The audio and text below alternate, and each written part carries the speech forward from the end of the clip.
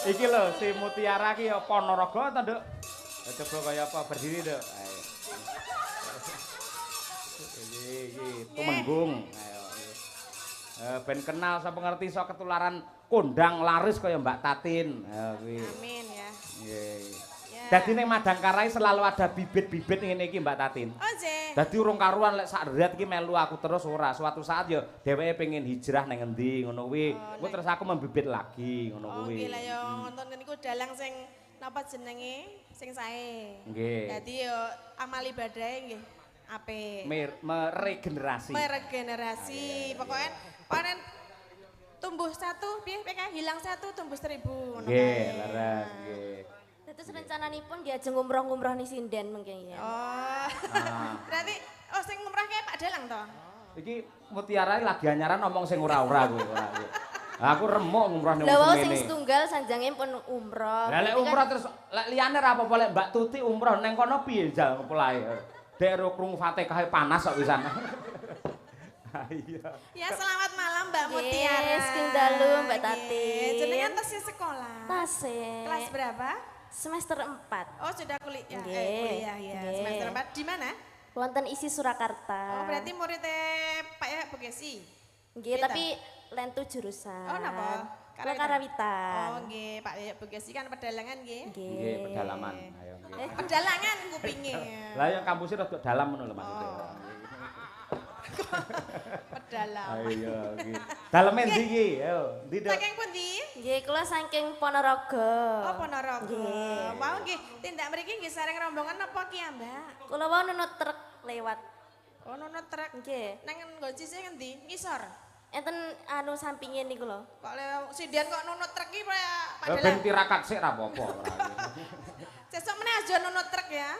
Lah nunut apa? Sesuk meneh numpak drum. Ya. Kowe mangga kok eling-eling lek lara-lara Lah mungkin nek mbledos nggih bahaya, Mas.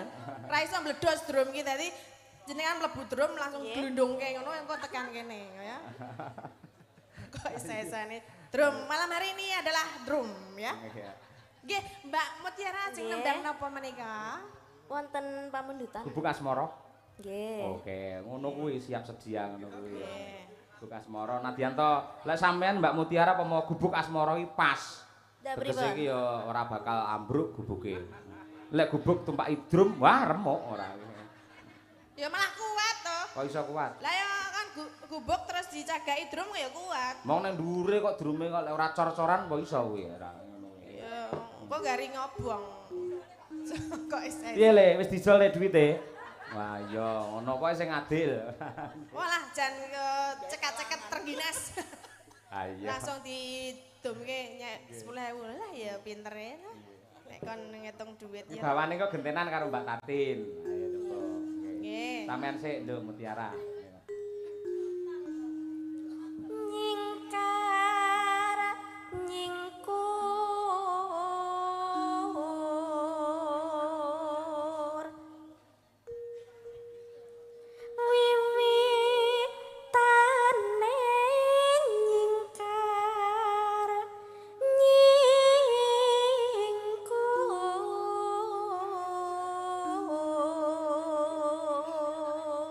Assalamualaikum Pak Dalang, selamat malam. Derek Wungon saking pinggiran Tenggarong. Semoga Madangkara makin jaya. Saking Pak Lurah Harnoto Kades Tenggarong seberang.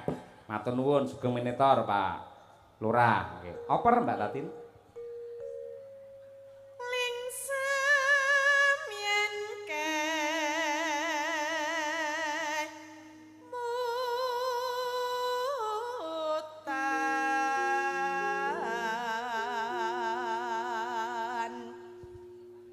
lelampahan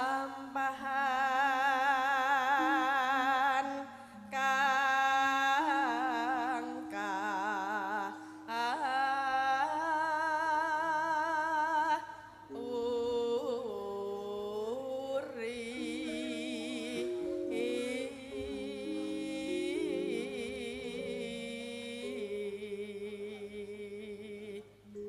Ya Nduk, ganti Mutiara. Tresna tulus nadyaning bekas